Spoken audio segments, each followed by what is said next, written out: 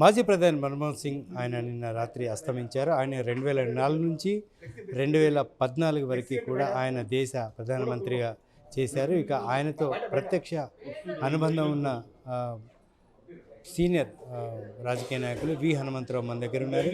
ఆయనతో అనుబంధం ఏంటి, ఎలా కొనసాగేది, ఆయనతో అనుబంధం తెలుసుకునే ప్రయత్నం చేద్దాం. సార్ నమస్తే అండి. ఈరోజు మన్మోహన్ సింగ్ మన మధ్య లేరు, ఆయనతో మీకున్న అనుబంధం ఏంటి?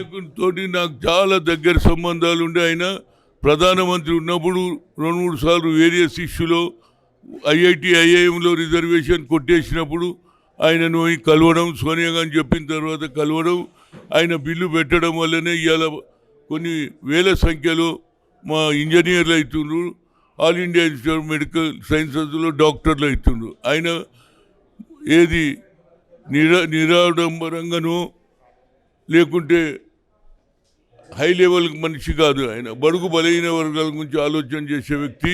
ఇవాళ సోనియా గాంధీ గారు కూడా 2 సార్లు అవకాశం వచ్చిన ఆర్థికవేత్తం చేయడం, గతంలో ఆయనకున్న పివి నరసింహరావు తోటి సంబంధాలు, ప్రధానమంత్రి క్యాబినెట్లో ఉండే ఫైనాన్స్ మినిస్టర్గా అదేవిధంగా ఆయన ముందుకు తీసుకుపోయాడు. ఆయన లేని లోటు కాంగ్రెస్కు తీవ్రమైనట్టు లోటు అయింది. అందులో ముఖ్యంగా రాహుల్ గాంధీ గారు కన్యాకుమారి నుంచి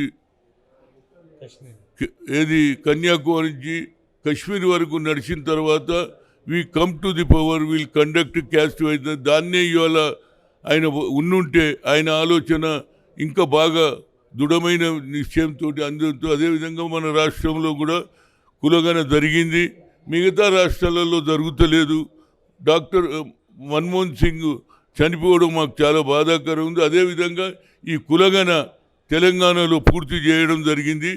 అదేవిధంగా మిగతా రాష్ట్రాలలో చేయాలంటే నరేంద్ర మోడీ ఓబీసీ ఉండి కూడా ఇప్పటి వరకు కులగన గురించి మాట్లాడతలేడు. వారి ఆలోచన ఏమిటంటే బడుగు బలైన వర్గాలకు న్యాయం జరగొద్దు అనేది మా ఆలోచన. మేము బడుగు బలైన వర్గాలను పైకి దేవని ఎక్స్రే అన్న వ్యక్తి. ఆయనతో పాటు 2-3 సార్లు నేను కలవడం జరిగింది ఓబీసీ ఇష్యూలో. ఆ తర్వాత ఆయన ప్రధానమంత్రి దిగినాక కూడా ఆయనకి ఇచ్చినటువంటి కార్యక్రమం నార్త్ ఈస్ట్ స్టేట్ ఆయన కింద నేను పని కూడా చేశాను. కనుక నాకు ఆయనతో చాలా సన్నిహితంగా, ఒక మంచి వ్యక్తి, దేశానికి ఉపయోగపడే వ్యక్తి, బడుగు బలైన వర్గాలు లేని లోటు కనిపిస్తుంది. ఏదైనా నా ప్రగాఢ సంతాపం. భగవంతుడు ఆయన కుటుంబ సభ్యులకు ఆయుధారోగ్యాలు ఇవ్వాలని కోరుతున్నా. దేశం ఆర్థికంగా ఇంత పటిష్టంగా ఉండడానికి మన్మోహన్ తీసుకొచ్చిన సంస్కరణలే కారణం అంటారు. రూపాయలు డాక్టర్ మన్మోహన్ సింగ్, అంతకుముందు పివి గారు ఇద్దరు కలిసి దేశ ఆర్థిక పరిస్థితిని ఇంప్రూవ్ చేశారు. ప్రపంచ దేశాలతో ఇవాళ ఏకంగా ముందుకు పోతున్నాం అనేది నా ఉద్దేశం. Thank you. అది పరిస్థితి.